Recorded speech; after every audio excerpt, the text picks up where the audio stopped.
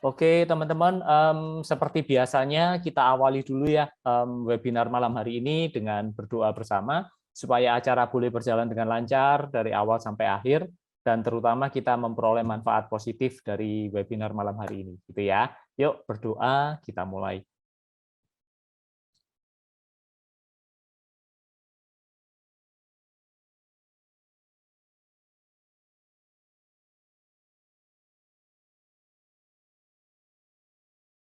Oke, terima kasih teman-teman semua.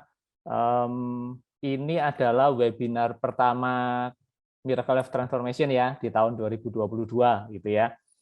Semoga ini bisa bermanfaat, bisa menjadi berkat buat teman-teman semua gitu ya. Terutama teman-teman yang sering berinteraksi dengan orang lain gitu ya. Apapun profesi Anda sih, kalau menurut saya kita pasti berinteraksi dengan orang lain gitu ya, kecuali kita hidup di gua, hidup di hutan kayak gitu ya. Selama kita masih hidup di dunia nyata, berinteraksi dengan orang lain atau kehidupan sosial tidak bisa kita hindari ya. Untuk itu Miracle Life Transformation malam hari ini mengangkat tema tentang persuasi atau mempengaruhi orang lain gitu ya. Nah, bagaimana materinya nanti saya akan sampaikan dengan menggunakan slide teman-teman seperti biasa supaya teman-teman lebih mudah untuk memahami materinya. Kemudian kalau nanti ada yang mau ditanyakan, langsung ditanyakan saja, nggak usah chat nanti kelamaan ya, langsung open mic saja, kita santai, kita belajar bareng gitu ya. Kalau ada yang mau ditanyakan, langsung interupsi nggak apa-apa gitu ya, daripada nanti Anda nunggu akhir sesi, nanti kelamaan keburu lupa gitu ya. Oke, ini saya siapkan slide-nya dulu sebentar. Nanti kita akan mulai sebentar. Oke.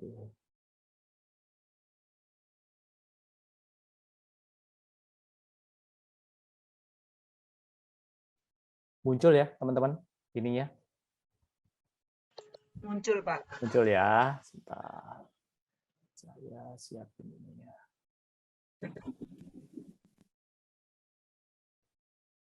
Oke, sip. Jadi kita akan bahas tentang cara termudah dan tercepat untuk mempengaruhi orang lain gitu ya. Mungkin background-nya agak terganggu gitu ya. Di rumah saya lagi hujan deras, lagi hujan angin, lagi banyak petir. Mungkin semoga tidak mengganggu ya teman-teman bunyi petir atau geluduknya gitu ya. Nanti kalau ada yang kurang jelas intinya silakan ditanyakan ya. Oke, nah mungkin sebagian teman-teman sudah kenal saya, sebagian teman-teman belum kenal saya gitu ya. Izinkan saya untuk memperkenalkan diri sekilas gitu ya supaya kita lebih akrab. Siapa tahu nanti di lain kesempatan kita bertemu kembali, kita sudah saling kenal. Tapi sebelum kita masuk ke sesi perkenalan, saya punya sedikit video. Ini saya biasakan di setiap webinar maupun training offline yang saya bawakan, saya selalu putar ini gitu ya sebagai pengingat untuk diri saya pribadi, juga sebagai pengingat buat teman-teman semua bahwa alangkah baiknya kalau kita punya sikap mental atau pola pikir yang senantiasa mau belajar, senantiasa mau mengupgrade diri, kayak gitu ya. Kita lihat dulu videonya. Semoga ini bisa mengingatkan kembali kita menjadi pribadi yang tidak ada kata berhenti untuk belajar. Ya, sebentar. Stop, dengerin ini sebentar. Ini alasan kenapa rendah hati itu sangat penting. Kita bisa belajar dari siapapun, tapi kalau kita mau belajar, kita mesti rendah hati. Kalau gelas kosong ini adalah kamu, dan ini adalah orang lain.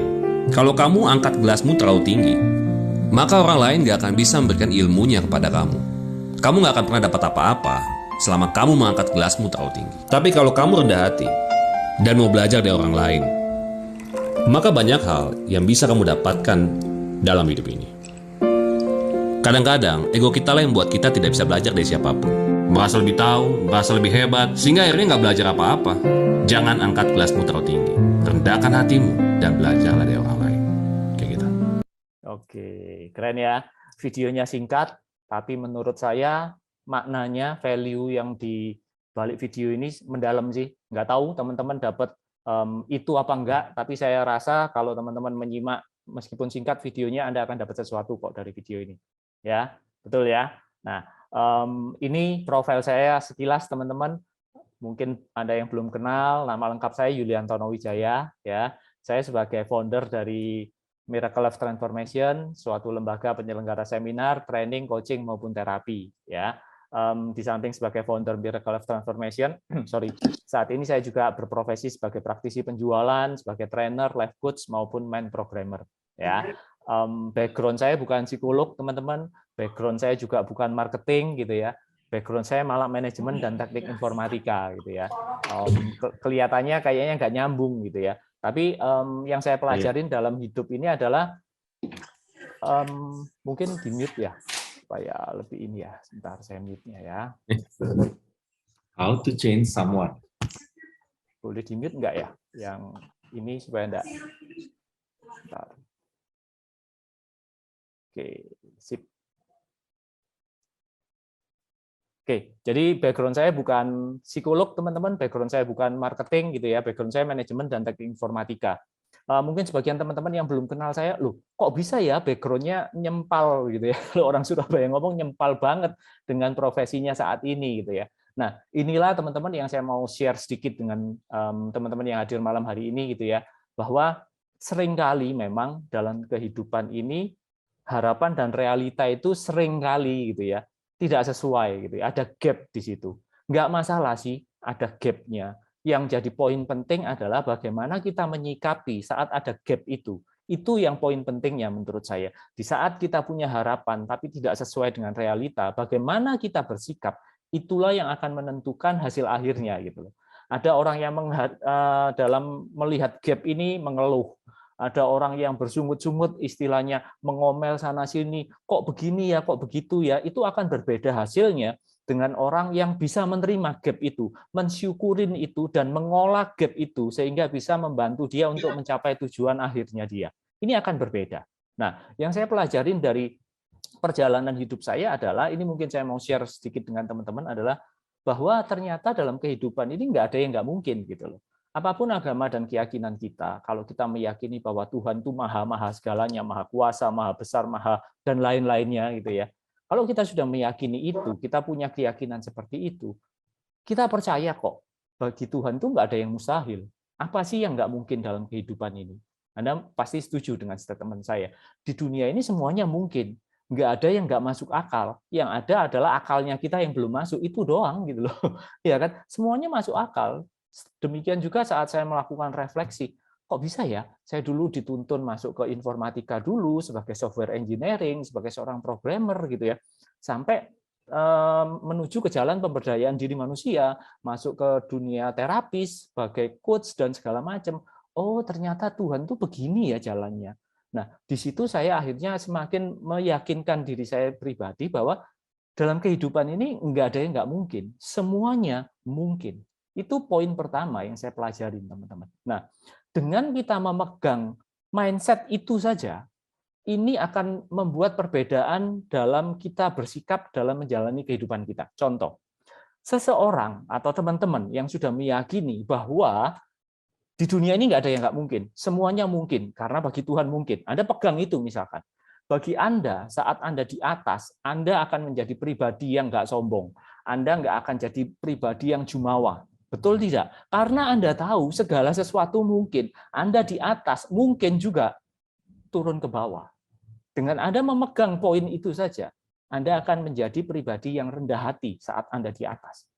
Dengan hanya memegang keyakinan itu saja, misalkan saat Anda ada di bawah, Anda akan menjadi pribadi yang nggak gampang down, nggak gampang putus asa, nggak gampang menyerah. Kenapa? Karena Anda yakin segala sesuatu mungkin. Sekarang saya di bawah, sebentar lagi saya akan ke atas. Anda lihat nggak? Hanya dengan memegang satu keyakinan itu saja, bedanya sudah sangat luar biasa. Ini mindset, teman-teman.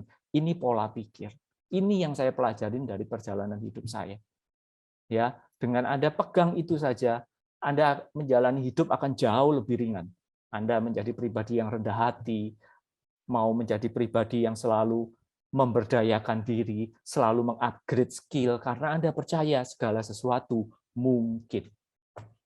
Setuju ya, sampai sini ya. Yang kedua, yang saya pelajarin adalah ternyata mindset itu penting. Buktinya apa, Coach? Nah, buktinya yang tadi poin nomor 1 itu.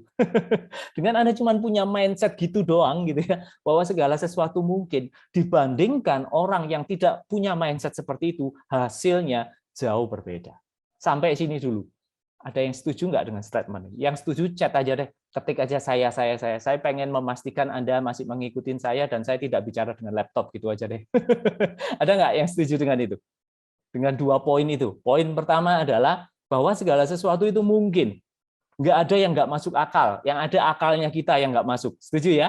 Yang kedua, mindset itu penting. Buktinya apa? Ya poin nomor 1 itu.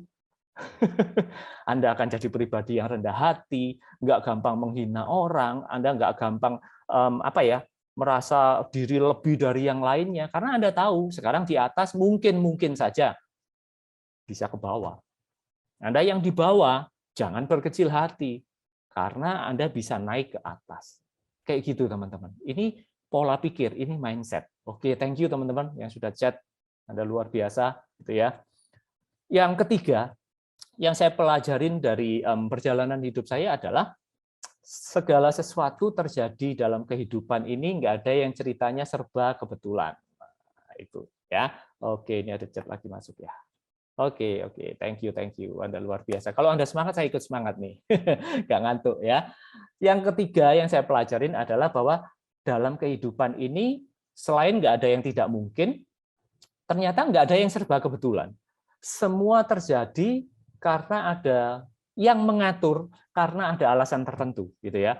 Everything happen by the reason. Nah, saya pakai bahasa Inggris supaya kelihatan pinter, ya.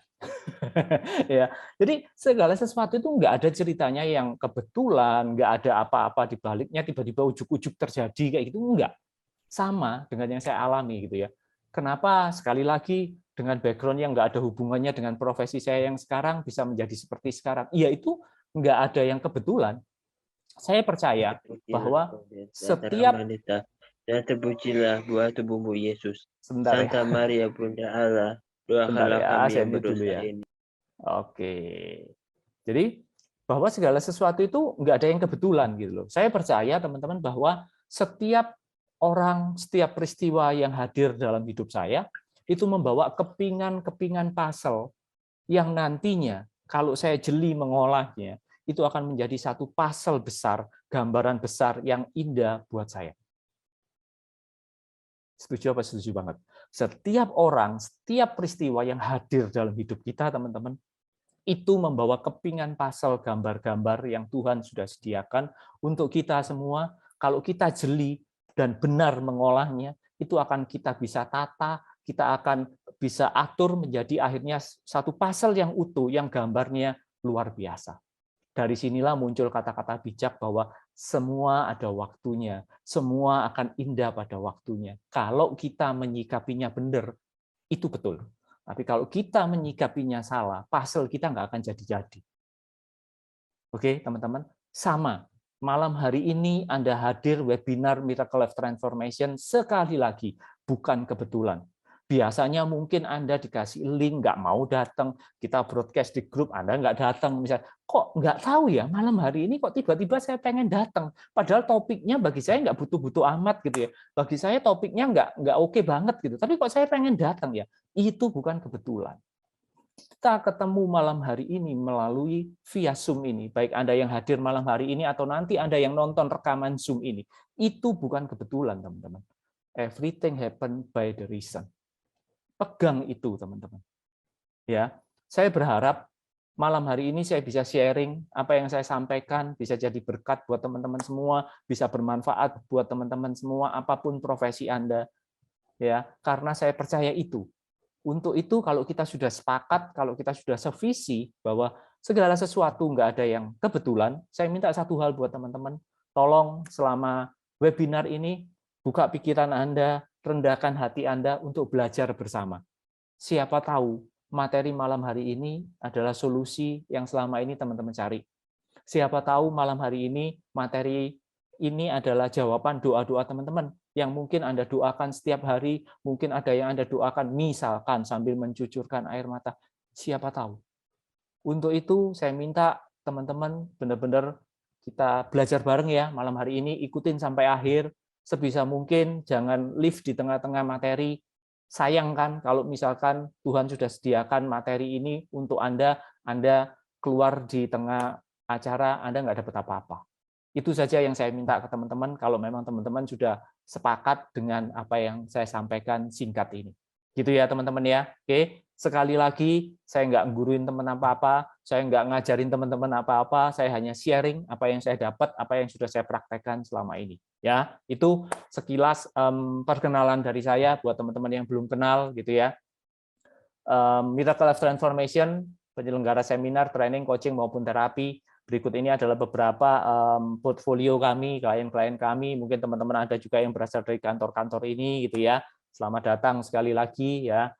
Ini beberapa klien-klien kami lah. Ini beberapa kegiatan-kegiatan offline kami gitu ya. Saat ini kami sudah offline lagi, meskipun masih ada yang online kayak gitu ya. Tetap kita menggunakan yang offline, protokol kesehatan yang ditentukan gitu ya. Ini beberapa di kantor properti, di corporate industri, di insurance ya. Ya, ini beberapa lah. Ini juga kegiatan-kegiatan kami waktu online. Nah, bagi teman-teman yang misalnya membutuhkan untuk kegiatan seminar, training gitu ya, Anda bisa menghubungi nomor WA ini ya, 0812 8614 9997 gitu ya. Mungkin Anda butuh untuk encourage atau membangun tim Anda, silakan WA ke situ. Ya, materi kita banyak teman-teman, Anda bisa pilih sesuaikan dengan kebutuhan tim teman-teman ya, kebutuhan perusahaan Anda atau kantor Anda kayak gitu ya. Oke, itu singkat penjelasan dari saya. Sekarang kita masuk ke materinya ya. Jadi cara termudah dan tercepat untuk mempengaruhi orang lain. Nah, bahasa sederhananya mempengaruhi orang lain itu kan persuasi gitu ya. Nah, sebelum saya masuk ke materinya, boleh nggak kita diskusi dulu? Menurut teman-teman, kita menyamakan pemahaman ya. Persuasi itu apa sih? Gitu. Boleh chat ya, nggak apa-apa. Kalau mau praktis, langsung aja di open mic-nya, silakan. Persuasi itu menurut teman-teman apa? Ayo, kita saling diskusi. Apa persuasi? Ayo.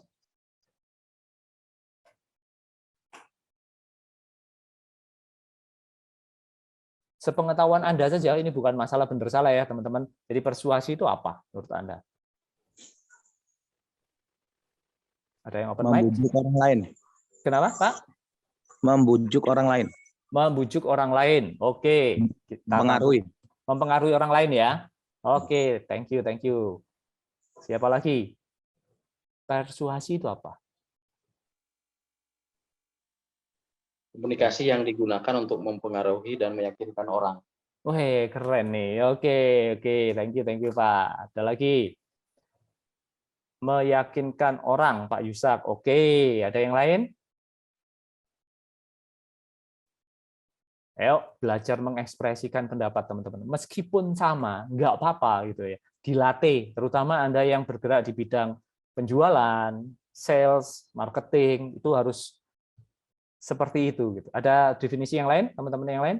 Sama semua, terwakili ya. Oke, kalau saya lihat dari jawaban, ini ada lagi nih, keren-keren nih. Mengajak, oke, mengajak orang lain, yes. Oke. Saya melihat kesamaan gitu ya, benang merah dari definisi teman-teman adalah meyakinkan dan mengajak. Ya, itu memang inti dari persuasi, teman-teman. Jadi definisi dari persuasi adalah proses, garis bawahi proses. Ya, artinya apa? Ini bukan ilmu yang ujuk-ujuk gitu ya. Anda belajar langsung bim salah bim langsung dapat. Enggak. Ini adalah gini. Mempengaruhi tanpa mempengaruhi, ya keren nih bahasanya, filsafat nih. Mempengaruhi tanpa mempengaruhi. Betul Pak, itu memang harusnya seperti itu. Yang dipengaruhi nggak sadar gitu ya. Jadi persuasi adalah proses teman-teman, garis bawahi ini ya. Jadi bukan ilmu yang bim salah bim Anda langsung dapat, langsung menguasai, enggak, butuh proses, butuh jam terbang ya. Proses untuk meyakinkan orang lain untuk apa sih? Untuk merubah sikapnya dia atau perilakunya melalui apa? Melalui penyampaian sebuah pesan. Tentunya orang yang kita pengaruhi dalam keadaan bebas memilih.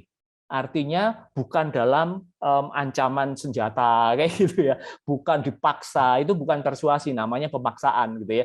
Dalam persuasi, si klien atau orang yang kita pengaruhi dalam kondisi bebas memilih. Mau nurut monggo, enggak ya enggak apa-apa. Itu adalah persuasi, teman-teman. Cukup jelas ya. Jadi garis bawahi prosesnya, bahwa ini adalah proses. Ya. Untuk apa? Meyakinkan orang lain. Nah, untuk itu, karena ini proses, karena kita butuh jam terbang, pasti ada skill yang kita harus kuasai. Ada teknik-teknik yang kita harus kuasai dan rutin kita praktekkan dalam keseharian kita. Itu adalah inti dari pengertian tentang persuasi. Nah, pertanyaan saya berikutnya buat teman-teman semua. Seberapa penting sih kemampuan persuasi ini untuk dikuasai? Dan berikan alasannya kenapa. Ayo, silakan. Apapun profesi Anda, kita sudah sepakat, persuasi ini perlu, karena selama kita berinteraksi dengan orang, kita perlu persuasi. Nah, pertanyaan saya sekarang, seberapa penting kemampuan persuasi untuk Anda kuasai dan berikan alasannya? Boleh chat, boleh open mic, silakan. Yuk, supaya kalau berinteraksi dua arah, pemahaman materi Anda akan jauh lebih baik pasti. Siapa? Seberapa penting sih kemampuan persuasi untuk dikuasai? Misalkan, oh sangat penting banget, Coach. Oke, alasannya apa? Silakan.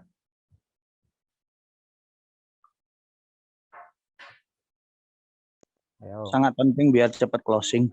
Sangat penting biar cepat closing. Oke, dengan Pak siapa ini ya? Nggak muncul di saya soalnya. Saya lihat slide. Dedi. Oh, Pak Dedi. Oke, Pak. Thank you. Ayo.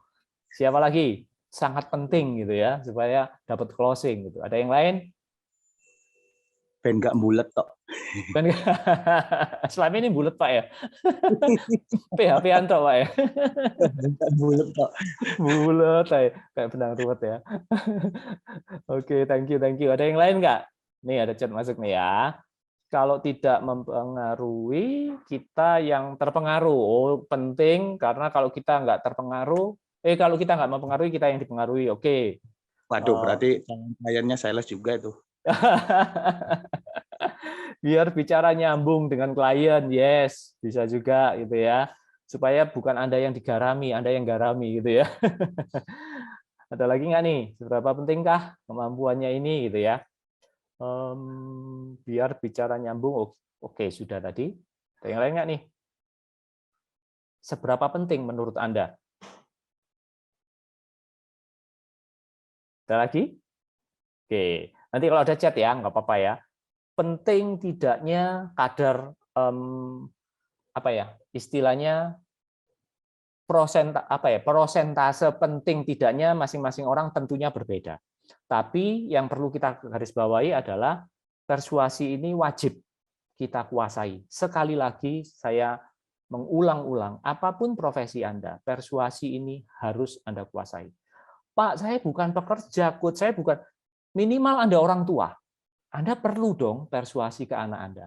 Saya belum punya anak, Coach. Anda punya pasangan dong. Perlu nggak persuasi ke pasangan? Perlu banget. Gitu kan? Jadi nggak bisa lepas dalam kehidupan sehari-hari dengan skill persuasi ini. Jadi penting nggak penting ya penting ya harus gitu. Karena ini kita pakai dalam kehidupan sehari-hari. Apapun profesi kita, apapun statusnya kita. Biar orang lain mengikuti apa yang kita mau. Yes, itu sih tujuannya memang untuk persuasi itu. Ya, tinggal kita mau aplikasikan kemana, untuk pekerjaan, untuk relasi sosial, untuk keluarga, dan lain sebagainya. Tinggal pengaplikasiannya saja. Thank you teman-teman yang sudah merespon. Terima kasih. Ya, persuasi seberapa pentingnya kita sudah sepakat penting banget, gitu ya, karena kita membutuhkan itu dalam kehidupan sehari-hari. Ya, nah, sebelum Anda bisa melakukan persuasi orang lain, sebelum Anda bisa mempengaruhi orang lain, catat ini penting. Anda harus bisa mempengaruhi diri Anda terlebih dahulu. Nggak lucu, Anda nggak bisa mempengaruhi diri Anda sendiri, Anda mau mempengaruhi orang lain. Kayaknya berat. Ya, jadi tanamkan dalam pola pikir teman-teman sekarang, gitu ya. Sebelum saya bisa mempengaruhi orang lain, saya harus bisa mempengaruhi diri saya sendiri dulu. Minimal dalam hal apa, Coach? Minimal yakinkan diri Anda bahwa Anda bisa mempengaruhi orang lain. Ya, pengaruhi diri Anda untuk bisa yakin bahwa Anda bisa mempengaruhi orang lain. Wes, pusing-pusing sekalian. Ya, jelas ya, saya ulangi ya. Pengaruhi diri Anda sendiri supaya diri Anda yakin bahwa Anda bisa mempengaruhi orang lain. Ini kuncinya. Ya. Anda sebagai orang yang melakukan proses persuasi, namanya persuader istilahnya, ya. Jadi kita ini persuader gitu. Jadi persuader harus bisa meyakinkan dirinya sendiri dulu sebelum bisa meyakinkan orang lain. Kayak gitu teman-teman, ya. Istilahnya gini loh, Anda nggak bisa memberi apa yang Anda nggak punya. Anda setuju ya? Anda nggak bisa dong kasih orang lain minum air kalau Anda nggak punya air. Anda nggak bisa dong kasih orang lain cinta kalau Anda nggak punya cinta. Anda nggak bisa memberikan orang lain materi kalau Anda sendiri nggak punya materi. Sama, Anda nggak bisa mempengaruhi orang lain kalau Anda nggak bisa mempengaruhi diri Anda sendiri, nggak bisa mendisiplinkan diri sendiri, nggak bisa punya keyakinan yang benar. Sulit. Hidup itu polanya selalu seperti itu. Kita harus punya dulu, baru kita bisa memberi, kan gitu. Ya, apapun yang kita berikan kan, nggak hanya materi maksud saya. Cukup jelas ya sampai sini ya. Oke, lanjut. Kalau ada yang nggak jelas langsung nanya lo ya.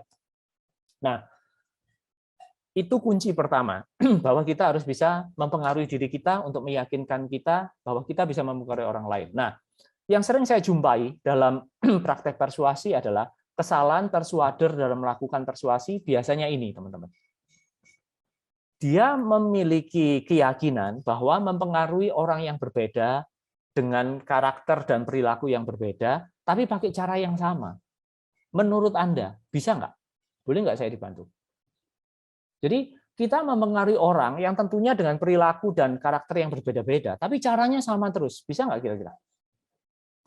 Nggak bisa. Nggak bisa, teman-teman. Ini Anda harus pahami ya, ini basic banget dalam ilmu persuasi. Tapi saking basicnya, you nggak mengindahkan ini. Anda berasumsi, kalau saya pakai teknik A, bisa mempengaruhi Pak Budi, bisa closing, bisa ngikut, apapun lah profesi Anda. Nanti Anda ketemu dengan Bu Susi, Anda punya keyakinan dengan teknik A ini Anda bisa. Belum tentu. Manusia punya karakter dan perilaku yang berbeda-beda. Tentunya kalau karakter dan perilaku berbeda-beda, respon pasti mereka berbeda-beda. Jadi Anda jangan saklek ya, jangan kaku, Pak. Berarti kalau saya pakai cara ini dapat big case, kalau prospek yang ini pakai cara ini juga dong. Belum tentu. Ini kesalahan persuader yang sering saya jumpai. Jadi tanamkan lagi dalam database Anda nih ya, bahasanya saya, mungkin teman-teman yang sudah sering ikut webinar saya sering pakai kata-kata database. Tanamkan ini dalam database bawah sadar Anda. Kita nggak bisa pakai cara yang sama untuk orang yang berbeda. Nggak usah jauh-jauh, teman-teman yang sudah berkeluarga, yang sudah punya putra-putri gitu ya. Kasih tahu dong saya, apakah Anda mendidik anak Anda antara si A dengan si B dengan cara pendekatan dan teknik yang sama? Sama nggak? Anda yang sudah punya putra-putri, sama nggak? Tidak pasti. Beda. Sama dengan prospek Anda, sama dengan orang yang Anda akan pengaruhi. Nggak bisa. Anda sudah patok mati. Ini tekniknya. Dari sini muncullah statement, persuasi ini art, persuasi ini seni, persuasi ini butuh flying words. Tahu flying words ya? Jam terbang. Butuh praktek terus. Karena yang kita jumpai orang yang berbeda-beda. Itu asal mulanya. Jelas ya sampai sini ya? Oke. Jadi dengan apa yang saya sampaikan ini supaya teman-teman nggak terperangkap dalam kesalahan yang sering dilakukan orang di luaran sana. Ya, untuk itulah pola pikir yang selalu mau belajar, mau upgrade skill, punya open minded di sini sangat penting. Kalau Anda sudah jadi orang pokoknya aku ya kayak gini, ya wassalam lah Anda. Wong yang fleksibel, yang open minded aja masih sulit zaman-zaman sekarang, apalagi orang yang kaku, pokoknya aku ya kayak gini, ya wassalam lah. Bisa paham ya sampai sini ya? Oke, lanjut ya. Itu kesalahan dalam melakukan persuasi. Nah, berikutnya kita akan bahas tentang 5 prinsip dasar dalam persuasi. Ini adalah yang perlu Anda lakukan pada saat Anda melakukan persuasi atau mempengaruhi orang lain gitu ya. Ini kuncinya menurut saya. Ini yang saya juga aplikasikan dalam keseharian saya gitu. Ya. Yang pertama, prinsip dasar dalam persuasi adalah teman-teman harus memiliki tujuan yang jelas. Tujuan yang jelas dalam arti apa? Saat Anda misalkan ketemu dengan si A, gitu ya, Anda nih nggak tahu mau menawarkan produk, mau menawarkan jasa, atau Anda mau mempengaruhi orang lain agar merubah perilakunya, atau Anda sebagai leader supaya tim Anda lebih disiplin, itu kan sama ya, butuh persuasi. Anda harus memiliki tujuan yang jelas, apa yang Anda inginkan dari orang itu. Melalui proses persuasi yang nanti Anda akan lakukan, Anda harus tahu nih, tujuan saya apa? Dalam hal apa? Dalam hal perilaku dan emosi. Maksudnya gimana, Coach? Maksudnya gini, sebelum Anda ketemu orang yang mau Anda pengaruhi, Anda harus sudah set nih dalam benak Anda. Saya nanti pengen dia apa? Dari sisi perilaku misalkan, kalau Anda jualan gitu ya, berarti misalkan saya pengen dia closing. Itu. Atau misalkan Anda dalam pertemuan itu pengennya cuman branding dulu, memperkenalkan diri, ya nggak apa-apa, di set yang penting. Anda tahu, saya cuma mau jalin hubungan dulu, saya mau branding dulu sama dia, nggak mau closing, nggak apa-apa. Jadi Anda harus sudah menentukan sebelum ketemu perilaku apa yang Anda pengen harapkan dari orang itu. Atau Anda yang ingin mempengaruhi orang supaya jadi disiplin, ya sudah, saya pengen dia menjadi pribadi yang lebih disiplin lagi. Yang penting sudah ada di otak Anda nih, perilaku apa. Itu poinnya. Ya. Yang kedua, emosi apa yang ingin Anda dapatkan dari orang itu gitu loh. Saat nanti Anda pengaruhi, Anda mau membangkitkan emosi apa? Emosi semangatnya, kegembiraannya, kedisiplinannya, dari sisi emosi, apa yang Anda mau setting saat pertemuan itu harus sudah jelas di awal, dan Anda harus sudah tahu. Bukan ketemu, Anda nggak ngapa-ngapain, nggak tahu harus ngapain. Kenapa ini penting? Karena dengan Anda memiliki tujuan yang jelas, teman-teman, Anda akan bisa mengatur strateginya, Anda akan bisa melakukan persiapan dengan baik. Betul apa betul? Karena Anda sudah tahu mau ngapain. Betul tidak? Sama dong. Kalau Anda misalkan mau liburan, Anda nggak tahu mau liburannya kemana, transportasinya apa, akomodasinya mau nginep kemana, pakai apa gitu ya, biayanya berapa. Anda nggak punya pikiran itu. Untuk liburan Anda ya kacau dong. Sama dengan proses persuasi butuh itu. Jadi poin pertama, Anda harus memiliki tujuan yang jelas. Untuk apa saya melakukan proses persuasi ini? Dari aspek perilakunya apa, dari aspek emosinya apa. Itu ya. Jadi sehingga Anda bisa melakukan persiapan dengan baik. Anda bisa menyusun strateginya, menyiapkan plan A, plan B, dan seterusnya. Kayak gitu tujuannya. Cukup jelas ya sampai sini ya. Itu yang pertama. Prinsip persuasi yang kedua adalah Anda harus memiliki keyakinan atau mindset yang benar. Ya, ini berhubungan dengan pola pikir kita sebagai persuader. Ya, ini berhubungan dengan apa? Satu, berhubungan dengan citra diri kita. Jadi artinya apa, Coach? Artinya begini. Sebelum Anda mempersuasi orang lain, sebaiknya Anda bereskan yang di dalam terlebih dahulu. Kayak tadi saya ngomong di awal kan, sebelum Anda bisa mempengaruhi orang lain, Anda harus bisa mempengaruhi diri sendiri. Dalam hal apa? Perbaiki citra diri Anda. Ada banyak orang di luaran sana yang melakukan proses persuasi, dia sebagai tenaga marketing, mungkin agent insurance, agent properti, menjual produk atau jasa gitu ya, atau sebagai leader gitu ya. Tapi citra dirinya rusak. Itu akan sulit Anda untuk bisa mempengaruhi orang lain. Citra diri rusak itu apa sih? Citra diri itu apa sih? Citra diri itu adalah bagaimana Anda memandang diri Anda. Bagaimana Anda menilai diri Anda sendiri. Itu gampangannya citra diri itu kayak gitu. Anda memandang sebagai pribadi yang rendah diri kah? Tidak mampu kah?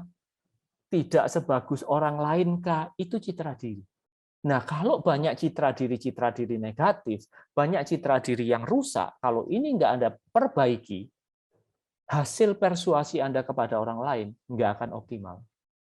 Ada orang yang merasa, saya ini orang yang gagal, saya ini orang yang nggak layak, ada orang yang merasa insecure, merasa nggak pantas, nggak aman, merasa nggak percaya diri. Ini adalah citra diri yang rusak, yang nantinya akan mempengaruhi proses persuasi dia. Bagaimana dia bisa meyakinkan orang lain untuk misalkan merubah perilakunya, sedangkan dia sendiri insecure. Anda bisa paham ya maksud saya. Jadi perbaiki dulu citra diri Anda yang rusak-rusak itu loh. Biasanya ini dari mana? Dari masa kecil, dari pola asuh, dari pengalaman traumatik, peristiwa-peristiwa masa lalu yang sampai sekarang masih menghantui dalam tanda kutip kehidupan Anda, ini merusak citra diri. Ini akan mengganggu proses persuasi Anda. Suka nggak suka, sadar nggak sadar, itu yang terjadi. Ya, so sekali lagi perbaiki citra diri Anda. Buang trauma-traumanya, kepahitan, luka batinnya. Memang ini nggak mudah, tapi ya ini yang harus kita lakukan gitu loh. Kalau kita nggak melakukan ini, sulit untuk kita bisa melakukan persuasi dengan baik. Karena nggak mungkin Anda bisa memancarkan energi dalam tanda kutip yang positif kalau di dalam sini banyak yang negatif. Anda paham ya maksud saya? Anda nggak mungkin bisa membuat orang lain sukacita, gembira, bersemangat kalau Anda sendiri banyak luka-luka yang di dalam. Itu nggak bakalan, teman-teman. Ya, jadi sekali lagi perbaiki citra diri ini menjadi sangat penting dalam proses persuasi. Ya, yang kedua berkaitan dengan poin kedua ya, yang berkaitan dengan memiliki keyakinan yang benar. Setelah citra dirinya Anda perbaiki ini dengan proses tentunya dengan berbagai proses yang sudah Anda jalani, let's say citra diri Anda sudah membaik, sudah oke. Langkah poin berikutnya yang perlu Anda lakukan adalah tanamkan keyakinan yang benar. Setelah luka-lukanya disembuhkan, setelah luka-lukanya dibalut sembuh, Anda tanamkan keyakinan yang benar, masukkan program-program ke database sebagai database yang positif dalam pikiran bawah sadar Anda. Sehingga dalam Anda nanti melakukan proses persuasi, Anda punya senjatanya. Ya, jangan cuma dibersihkan citra dirinya tok, diperbaiki, setelah itu nggak Anda tanamkan keyakinan baru, ya percuma. Jadi 2 poin ini antara poin A dan B ini Anda harus lakukan secara bersama-sama. Ini nggak bisa Anda pilih. Oh, saya cuma memperbaiki citra dirinya doang gitu ya. Anda nggak mau menanamkan keyakinan, nggak bisa juga. Ini kita harus kombinasi, teman-teman. Cukup jelas ya. Jadi perbaiki citra dirinya, kemudian tanamkan keyakinan yang benar. Ilustrasinya gini, teman-teman. Mungkin kalau pakai analogi Anda lebih mudah. Misalkan Anda punya taman nih di rumah gitu ya.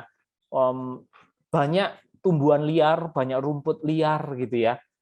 Kan nggak enak dipandang mata, ribet gitu ya.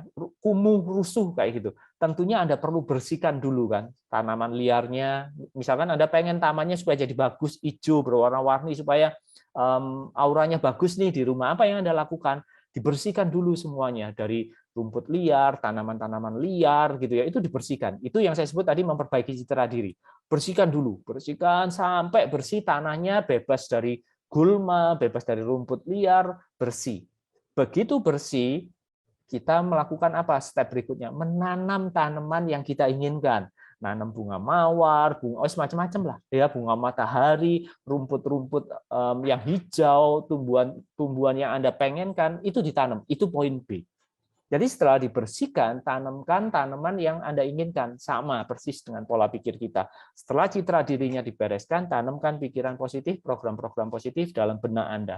Ini yang akan membuat persuasi Anda memberikan hasil yang maksimal. Kayak gitu ya. Jadi bersihkan, tanam yang baik. Itu poin nomor 2. Prinsip nomor 2 dalam persuasi. Yang ketiga, prinsip dalam persuasi adalah Anda harus menjadi pribadi yang sangat ahli dalam tanda kutip untuk membangun hubungan yang baik dengan orang terkhusus ya, terkhusus dengan orang yang mau Anda pengaruhi. Kenapa harus seperti itu? Karena semakin baik hubungan terjalin, maka akan semakin mudah untuk mempengaruhi orang tersebut. Intinya, bagaimana Anda bisa membuat orang lain nyaman dengan keberadaan Anda. Jangan sebaliknya. Orang merasa nggak nyaman, merasa nggak enjoy atas keberadaan Anda. Kalau itu yang terjadi, lupakan untuk persuasi. Ya, nggak ada orang yang bisa Anda persuasi, nggak ada orang yang bisa Anda pengaruhi kalau orang itu nggak nyaman, nggak suka dengan Anda. Makanya di sini Anda sebagai persuader sekali lagi dituntut untuk menjadi pribadi yang memiliki keahlian bisa membangun hubungan yang baik dengan cepat. Ya, karena ini adalah dasar ketiga dari persuasi. Contoh deh, misalkan Anda ditawarin produk yang sama. Ya, produk ditawarin sama si A dan si B. Anda lebih nyaman, lebih akrab hubungannya dengan si A dibandingkan si B. Logika sederhananya, tolong kasih masukan ke saya. Anda beli produknya sama si A apa si B? Boleh nggak saya dikasih masukan? Anda ditawarin produk atau jasa nih, sama si A sama si B. Si A, Anda lebih akrab dengan dia, lebih nyaman dengan dia dibandingkan dengan si B. Anda beli produknya sama si A apa sama si B? Anda sama-sama butuhnya. Sama siapa? Si A. A. Si A Si A. pasti. Sama Pak Il. Betul, Bu Sri. Paham sampai sini ya? Kembalikan ke diri kita masing-masing, teman-teman. Artinya apa? Hubungan baik itu penting. Anda dikasih tahu orang asing sama dikasih tahu teman akrab Anda beda. Gitu loh. Otomatis berarti kalau Anda mau mempengaruhi orang lain ya sama, lakukan hal yang sama. Anda harus bisa menjalin hubungan baik dengan mereka. Tapi poin saya gini ya, teman-teman. Jangan kalau orang Surabaya ngomong itu gini, jangan lek ono butuh itu, kamu jalin hubungan baik sama orang itu gitu. Kalau nggak ada butuhnya Anda tinggal, nggak panjang bisnis Anda. Paham nggak sih maksud saya? Ya, jadilah pribadi yang bisa menjalin hubungan baik dengan siapa saja, entah nantinya dia mau bekerja sama bisnis dengan Anda, mau Anda ajak bertransaksi dengan Anda, nggak masalah gitu loh. Jangan kalau pas ada butuhnya saja gitu. Nanti Anda nggak akan bagus image-nya di depan mereka.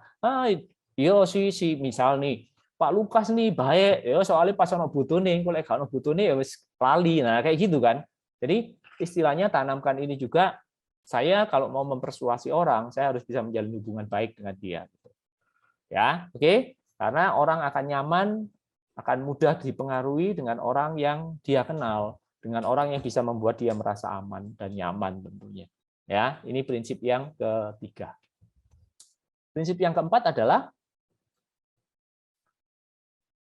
Anda setelah bisa membuat orang merasa relasinya nyaman dengan Anda, bisa terbangun hubungan baik dengan Anda, langkah selanjutnya yang Anda harus lakukan adalah bagaimana Anda bisa membuat orang lain bisa memperhatikan dan tertarik dengan apa yang Anda bicarakan dan Anda lakukan.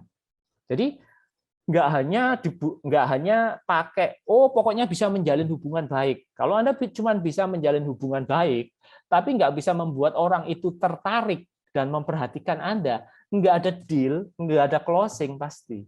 Ya cuman nyaman aja dengan Anda, tapi Anda nggak bisa membuat dia tertarik dengan Anda, ya sama saja. Makanya nomor 4 ini tambahkan dalam proses persuasi. Bagaimana Anda bisa membuat orang yang mau Anda pengaruhi itu bisa memperhatikan Anda, bisa tertarik dengan apapun yang Anda katakan, dengan apapun yang Anda lakukan. Kalau bahasanya kita di teknologi pikiran atau di dunia pemberdayaan diri adalah bagaimana Anda bisa membuat orang lain trans dengan Anda. Trans itu terfokus dengan Anda. Pada waktu Anda bercerita, pada waktu Anda menawarkan, pada waktu Anda presentasi, pada waktu Anda melakukan proses persuasi gitu ya. Orang itu bisa fokusnya ke Anda gitu loh. Bisa benar-benar memperhatikan Anda gitu loh. Contohnya gini, dalam kehidupan sehari-hari ya. Misalkan nih teman-teman bapak-bapak yang hadir hari ini gitu ya. Misalkan Anda penggemar bola ya. Ada nih pertandingan bola gitu. Anda nonton sepak bolanya sampai benar-benar fokusnya, sampai Anda mungkin anak Anda manggil, pasangan Anda manggil, Anda nggak kedengeran, saking fokusnya nonton acara bola itu trans namanya. Jadi perhatian Anda benar-benar terfokus dengan pertandingan bola itu trans. Jadi Anda benar-benar tertarik, benar-benar memperhatikan. Nah, dalam proses persuasi itu butuh seperti itu. Bagaimana Anda bisa membuat orang itu memperhatikan Anda, memperhatikan apa yang Anda katakan, sehingga nanti Anda nge-leading dianya, mengarahkan dia untuk mengambil keputusan itu jauh lebih mudah. Bisa paham ya maksudnya trans? Atau ibu-ibu nih yang suka nonton misalkan sinetron, drakor gitu ya, yang barusan lagi booming-boomingnya di sosial media, Layangan Putus gitu. It's my dream Mas gitu. Ya kan? Anda nonton itu sampai Anda lupa waktu. Gila sudah 2 jam nih gitu. Itu trans. Ya, saking Anda benar-benar memperhatikan apa yang Anda tonton. Nah, dalam proses persuasi sekali lagi itu penting. Bagaimana Anda bisa membuat prospek atau orang yang Anda pengaruhi bisa tertarik dengan Anda. Kalau sudah bisa seperti ini, mengarahkannya gampang nantinya. Ya, karena dia sudah suka gitu ya. Makanya kalau Anda sudah trans kayak gini, Anda nonton dramanya, nonton Layangan Putusnya itu gitu ya. Emosi Anda bisa ikut loh. Anda bisa ikut jengkel, bisa ikut nangis kalau ceritanya alurnya lagi sedih, betul tidak? Anda bisa ikut gembira, Anda bisa ikut marah, benci sama tokoh yang memerankan, ya itu trans. Sama gitu loh. Anda akan dengan mudahnya diarahkan kalau Anda sudah trans. Nah, itu yang perlu Anda lakukan kepada orang-orang yang nanti akan Anda pengaruhi. Oke, jelas ya? Untuk poin nomor 4, itu yang saya sebut dengan Anda harus bisa membuat mereka trans dengan Anda. Ya. Poin kelima, prinsip kelima, dasar dari persuasi adalah Anda juga harus bisa membuat logika mereka lemah dan menguatkan emosinya. Kok cek wangele toh, Coach? Iya, memang teman-teman. Ini proses. Namanya proses, namanya seni. Iya, butuh teknik. Nggak bisa, teman-teman. Anda ujuk-ujuk langsung bisa persuasi orang, itu nggak ada cerita.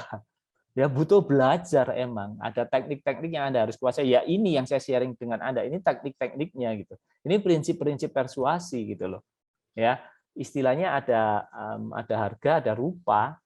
Ya, kalau Anda mau mempersuasi orang, ingin mempengaruhi orang dengan mudah dan cepat, ya Anda harus punya senjatanya, punya toolsnya. Ya ini yang saya share dengan Anda.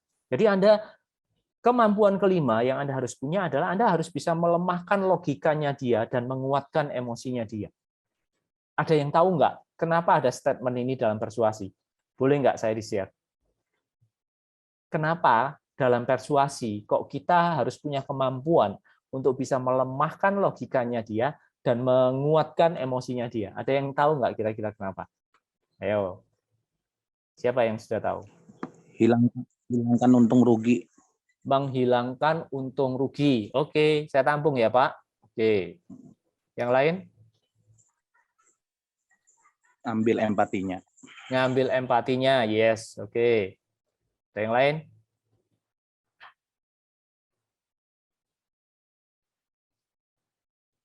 Yang lain nggak nih? Wah, ini ada chat masuk ya. Sebentar.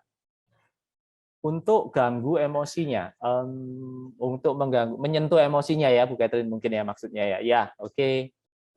Good. Pinter-pinter nih teman-teman. Ini udah expert semua nih kayaknya. Ayo, siapa lagi? Kenapa kita perlu melemahkan logikanya dia dan menguatkan emosinya dia? Sama jawabannya? Terwakili? Biar nggak ada perbandingan kompetitor. Biar nggak ada perbandingan kompetitor. Yes, make sense. Ya. Bisa. Oke. Yang lain? Ada lagi nggak nih? Sama? Terwakili? Kalau nanti ada ngechat ya. Jadi gini teman-teman, sebelum kita bahas, ini ada chat masing. Saya senang nih kalau orang yang respon banyak.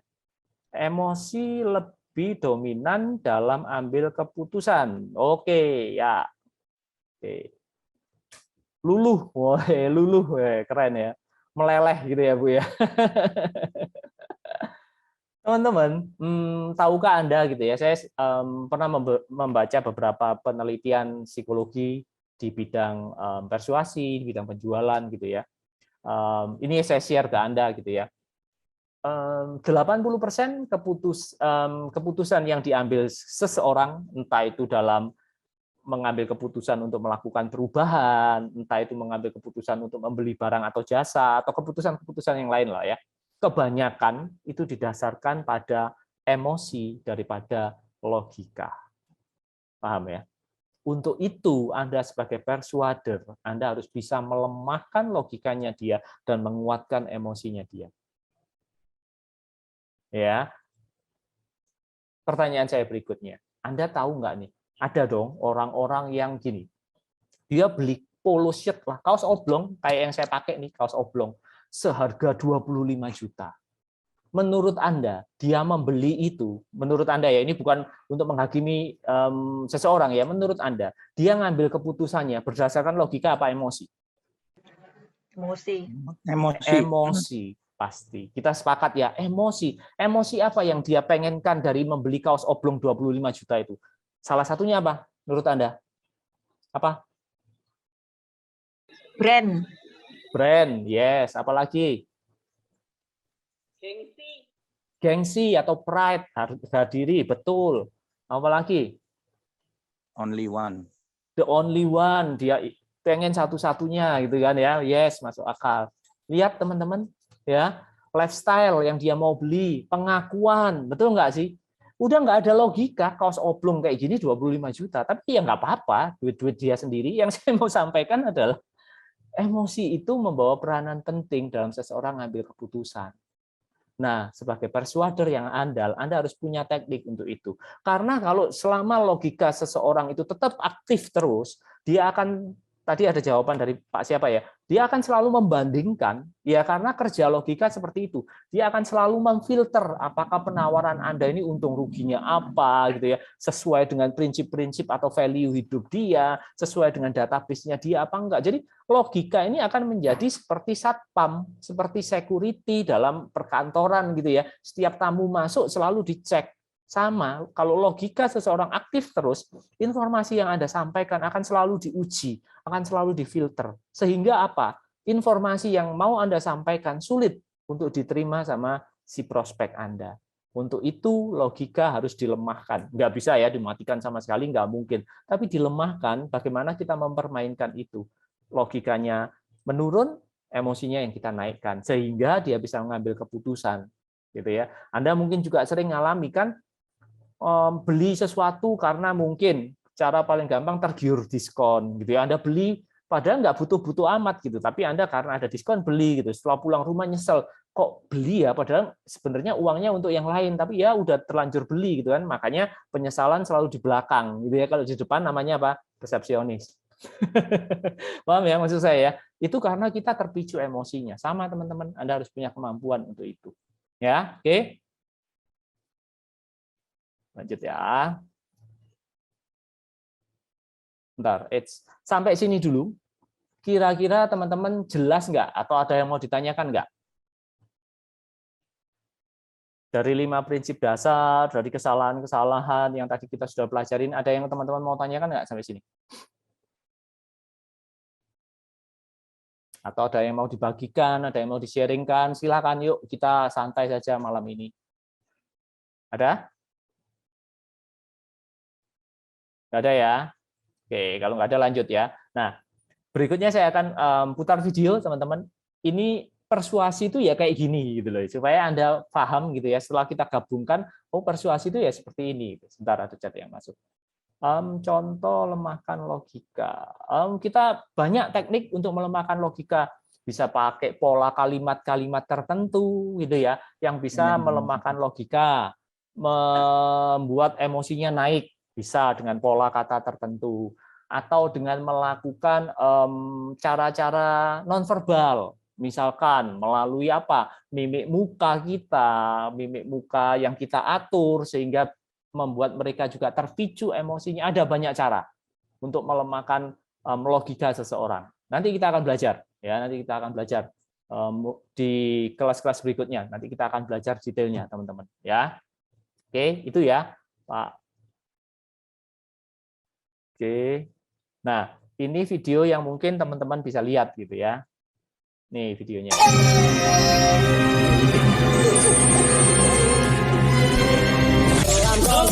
keren ya. Kecil-kecil sudah bisa persuader ya, jadi persuader yang handal gitu ya. Anda mudeng nggak kalau orang Surabaya ngomong dari video tadi? Apa sih yang Anda tangkap dari video tadi? Ayo, saya pengen tahu. Singkat banget kan videonya. Apa yang Anda tangkap dari video tadi? Sehubungan dengan materi kita ya. Apa yang Anda tangkap? Bisa putar lagi, oke deh. Saya putar ulang ya. Siap-siap ya. Singkat soalnya emang. Oke, ini.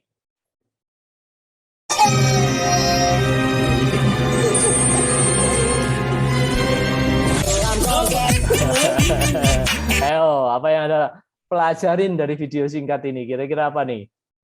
Silakan. Ini real persuasi, teman-teman. Ya kayak gini nih persuasi. Nggak sadar gitu ya. Menipu. Ya, menipu. Oke. Menipu. Artinya dia menghalalkan segala cara gitu ya. Supaya dibantu ngelepasin tangannya ya. Oke, yang lain? Ngeledek, ngetes gitu ya. Ngetes gitu ya. Oke, mencari perhatian gitu ya. Si kecil mempengaruhi. Oke, tanpa mempengaruhi, ya benar. Jadi dia itu mempengaruhi tanpa mempengaruhi, gitu ya. Udah canggih nih anak kecil, gitu ya. Terpengaruh orang tuanya dengan hanya melakukan seperti itu, teman-teman. Ya, apalagi yang ada tangkap dari video itu. Keren, keren, keren, keren. Canggih, coach. Iya, benar canggih gitu ya. Anda harus punya kemampuan seperti itu, teman-teman. Prospek Anda, gitu ya, pasangan Anda, anak-anak Anda, gitu ya, bos Anda, gitu, atau tim Anda, gitu ya. Mempengaruhi tanpa mempengaruhi. Itu yang oke, gitu ya. Jadi kita mempengaruhi orang tanpa orang itu sadar kita mengaruhi, gitu ya. Oke. Ada yang lain? Bukankah kalau Anda punya keahlian seperti itu, enak banget, teman-teman? Ya, kita bisa pakai untuk semua hal gitu ya dalam kehidupan sehari-hari. Ini ilmu kehidupan yang bisa Anda pakai untuk apa saja tentunya. Ya, oke. Lanjut ya. Oke. Seru nih. Jam berapa nih? Oke, bentar lagi selesai kita. 8:10 ya.